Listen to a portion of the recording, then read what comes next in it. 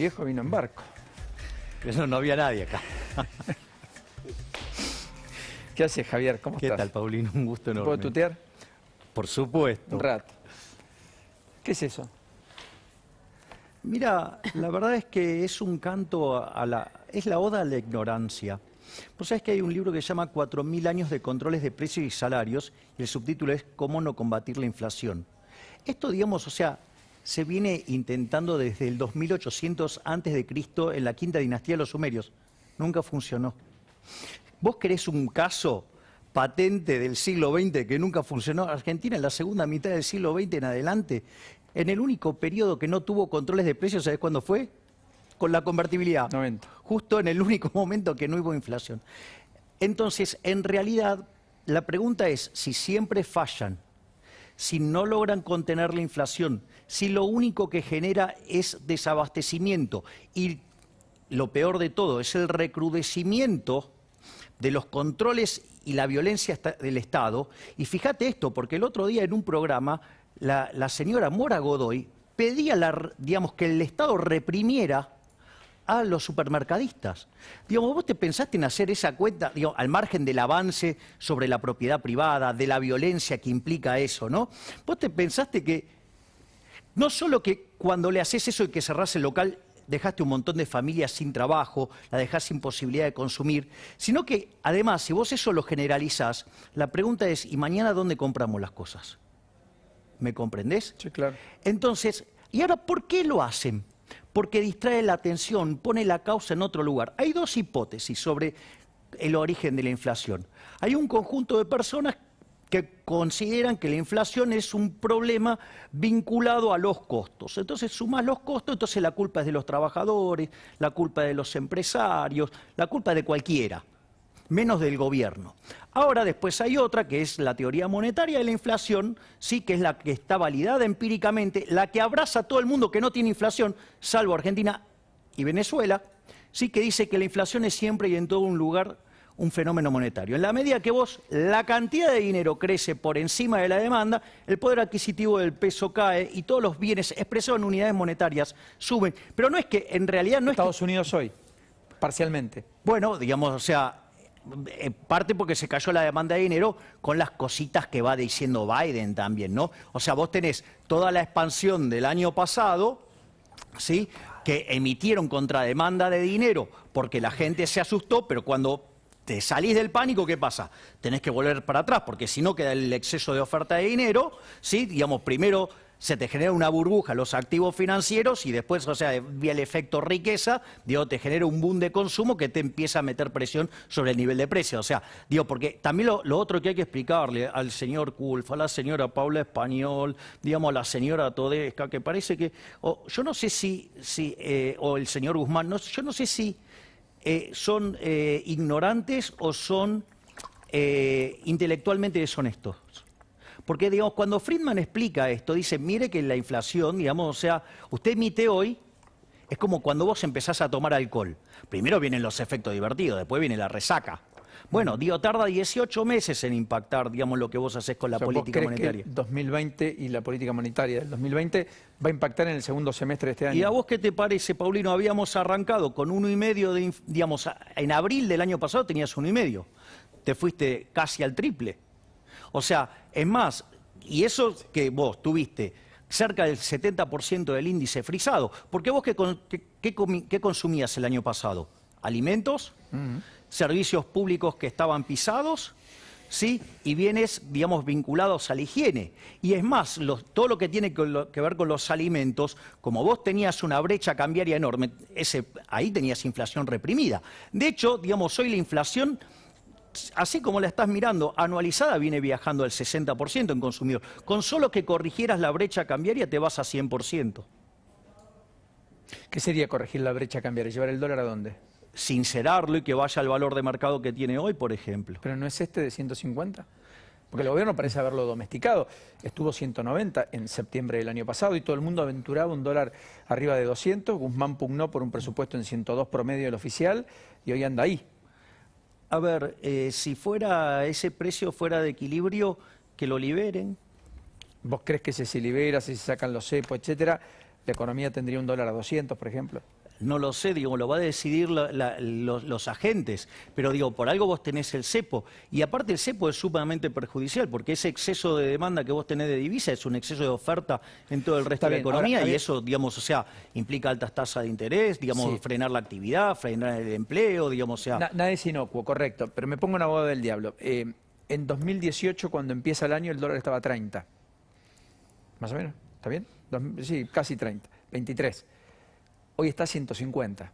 Es un dólar que se multiplicó por 5 veces y media, casi 6. Sí. Hay algunos que dicen, nunca antes hubo un dólar tan alto y tan competitivo para la economía argentina, porque en el medio de los precios se duplicaron, triplicaron en algún caso, cuadruplicaron si vos querés, pero no acompañaron al dólar.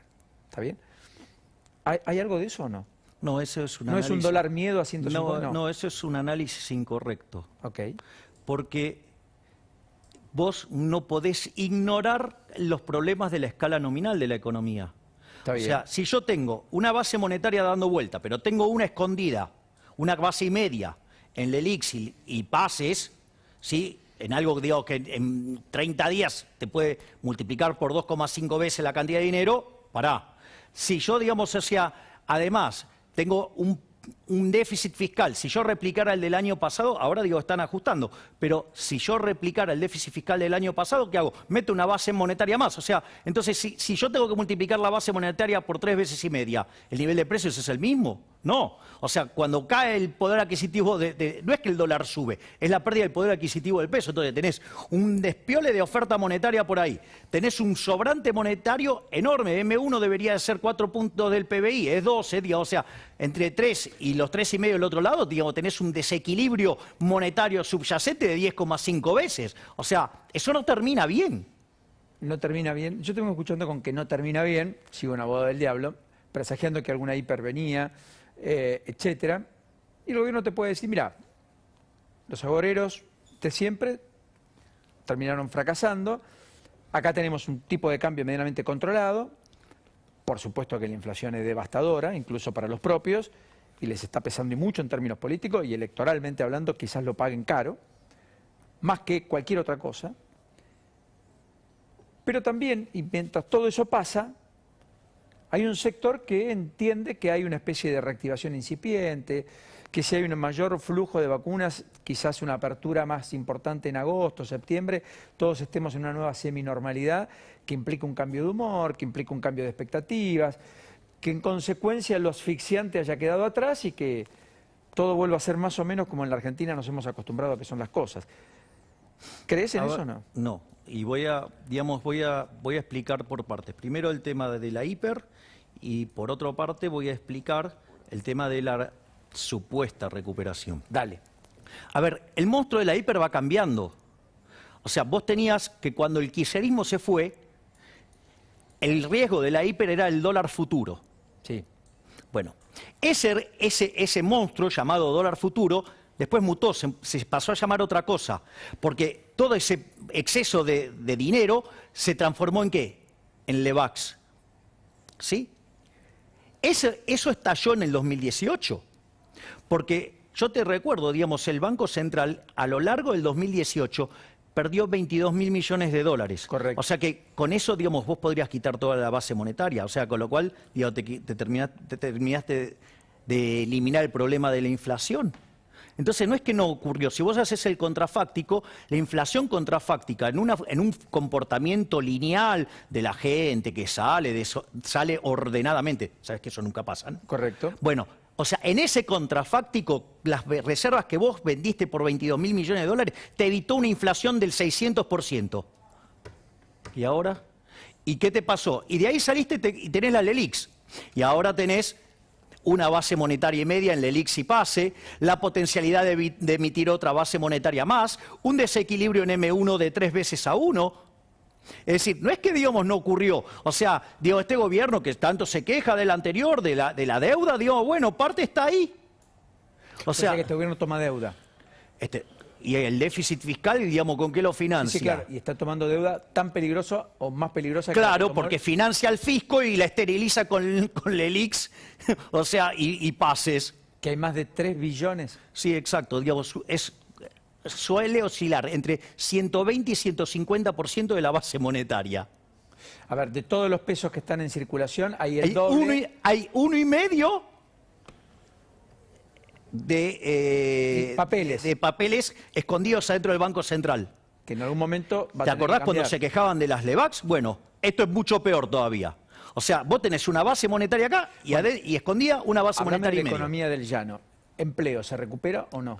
A ver, salió un dato verdaderamente devastador. Tenemos casi 250.000 menos puestos de trabajo que hace 10 años. Hoy, que hace Claro, 10 años. Claro, la población sigue creciendo, la población económicamente activa sigue creciendo. Y al señor presidente lo único que se le ocurre es hablar en contra del capitalismo, que es lo único que sacó gente de la pobreza, porque antes del capitalismo vivían menos de 1.000 millones de seres humanos en el planeta Tierra y había 95% de pobres extremos. O sea, hoy, antes de la crisis, ese número era menos del 5%, pero con 7.800 millones de seres humanos. O sea, se le ocurre ir contra la propiedad privada, ya sea vía controles de precios o hablando de reforma agraria implícitamente, digo, con lo cual va contra el sistema de precios, va contra la propiedad privada, con lo cual, digamos, o sea, derrumba la inversión. Argentina, o sea, ya, digamos, en la última parte del gobierno de Cristina Fernández de Kirchner no invertía lo mínimo para reponer el capital. O sea, y no por nada, digamos, Argentina, o sea, ¿sabes que si este año le saliera todo bien como el gobierno dice, tendríamos un PBI per cápita entre 15 y 18% menor que el que teníamos en el 2011, que fue el último año que se expandió la economía? Y lo que tiene... Que permitió el 54% por entonces. Exacto. Pero aparte de otras cosas, o sea, todo lo que vos ves de la recuperación es el rebote del gato muerto, estás comparando contra datos malísimos, pero cuando vos empezás a mirar los últimos 3 meses, la actividad se está aplanando, se está achatando. O sea, con lo cual, digamos, o sea, la economía está, digamos, está perdiendo impulso. Entonces, vos reventaste a las empresas, las mandaste a la quiebra, le comiste el capital de trabajo y ahora le querés poner controles de precios, las vas a destrozar. O sea, acá, digamos, o sea, lo que no se entiende es que creen que, digamos, o sea, se genera riqueza desde estimular la demanda. La única forma que vos tenés para crecer es acumulando capital físico, capital humano y tecnología. Basta, se acabó. O sea, no, digamos, o sea, vos no podés, o sea, ¿acaso, digamos, vos, si fuera así, digamos, vos tenés tarjeta de crédito?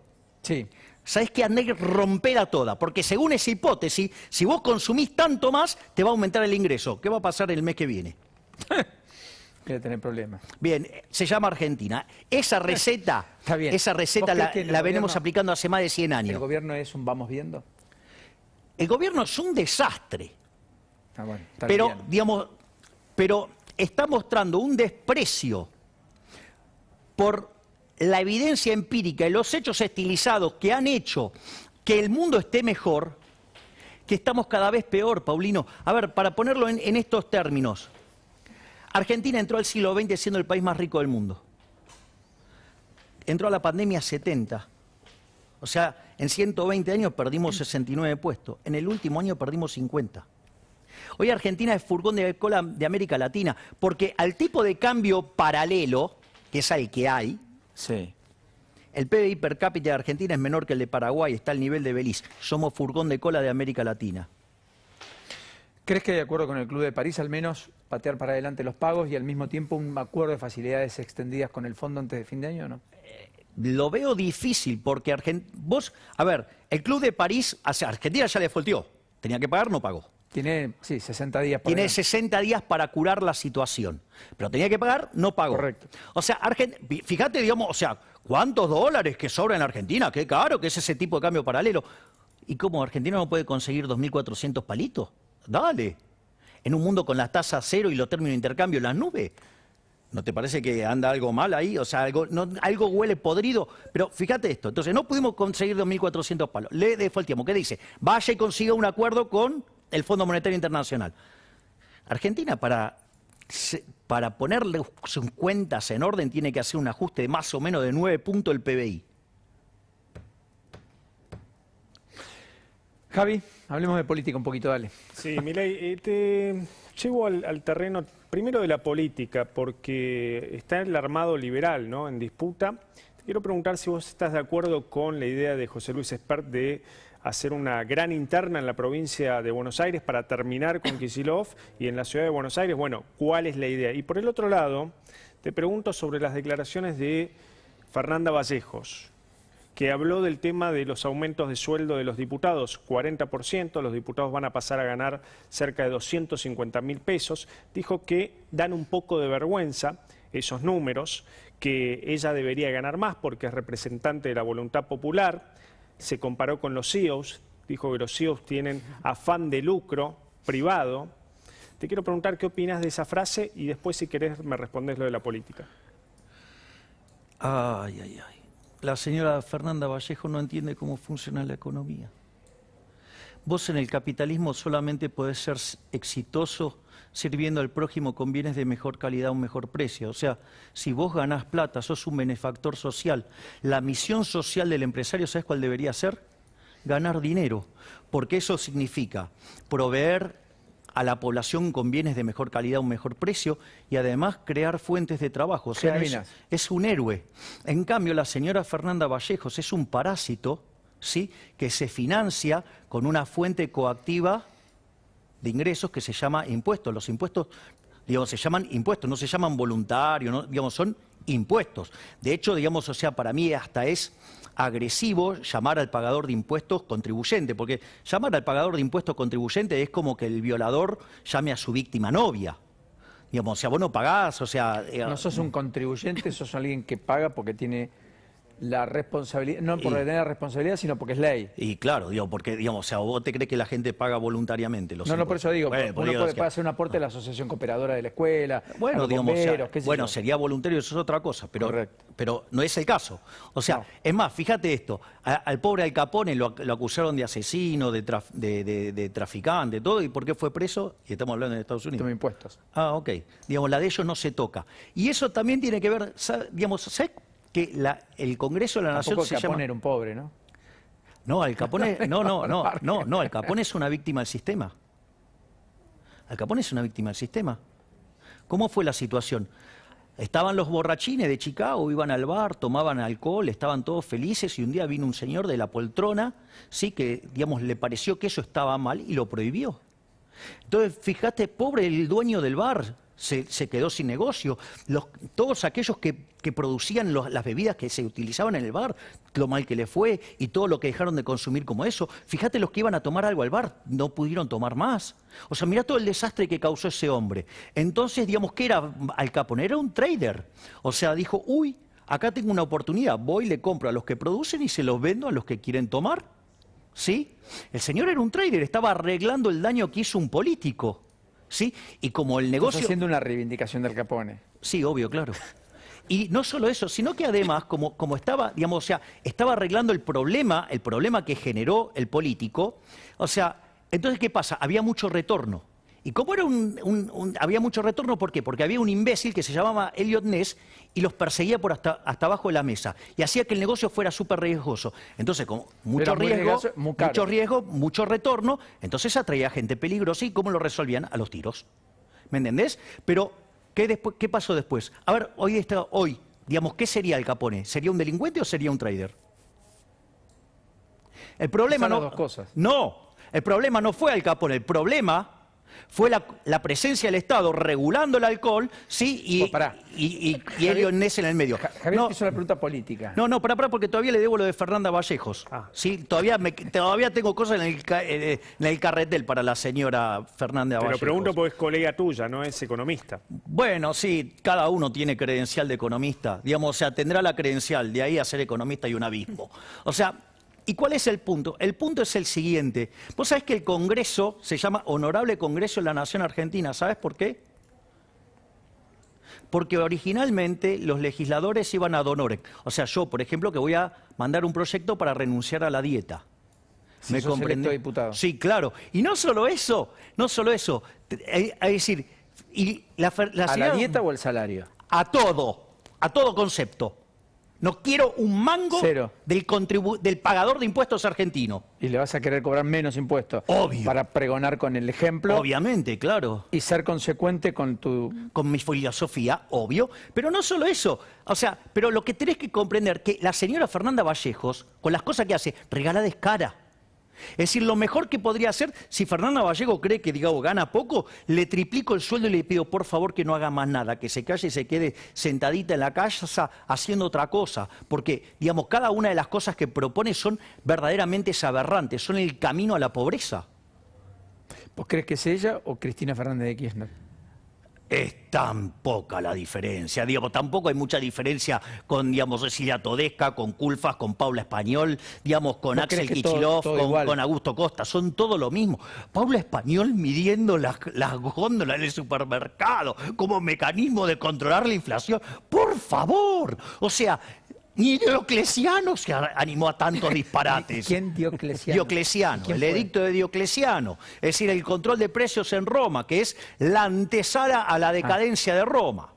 Es decir, ¿y cómo lo hacía cumplir el general romano? Les cortaba la cabeza. Bueno, Mora Godoy piden que le cierren el local, es más o menos lo mismo. O sea, vos te das cuenta, utilizan el aparato represivo del Estado para perseguir a la gente, para perseguir al que genera riqueza. ¿Y a quién premian? A los parásitos de la política, porque ellos se subieron 40% los sueldos. O sea, cuando el resto de la población la dejaron sin ingresos unilateralmente. Y lo único que tenían que hacer era testear masivamente el año pasado y no lo hicieron. Y ahora tienen que vacunar masivamente y no lo hacen. Dale. O sea, y después te vienen a vender la idea del Estado presente. El Estado presente es un choreo. Me gusta decir que en lugar de Estado presente necesitamos un Estado eficaz, eficiente, que simplifique, que ayude, que empuje, que acompañe. El Estado, nada de lo que pueda hacer el Estado puede ser bueno. Primero porque se financia con una fuente coactiva de ingresos. Pero la policía la tenés que pagar. Vamos por partes. Primero porque el Estado se financia con una fuente coactiva de ingresos. O sea, te lo sacan de prepo. ¿Sí? Y después no hay forma que el Estado gaste bien, siempre gasta mal. Porque vos podés gastar tu dinero o el de otros y lo podés gastar en vos o en otro. ¿Qué es lo mejor? Gastar tu dinero en vos mismo, porque sabés lo que te costó ganarlo, sabés en qué lo querés. Está bien. El Estado gasta el dinero de otros en otros, o sea, de la forma más irresponsable que hay. O sea, es un oxímoron, digamos, creer que el Estado puede funcionar. El Estado no funciona bien nunca, siempre produce daños. Entonces, por eso lo que hay que hacer es llevarlo a su mínima expresión. Yo, digamos, o sea, creo que en el corto plazo, dadas las restricciones tecnológicas, deberíamos ir a una situación minarquista. En el largo plazo habría que eliminarlo. Urgente.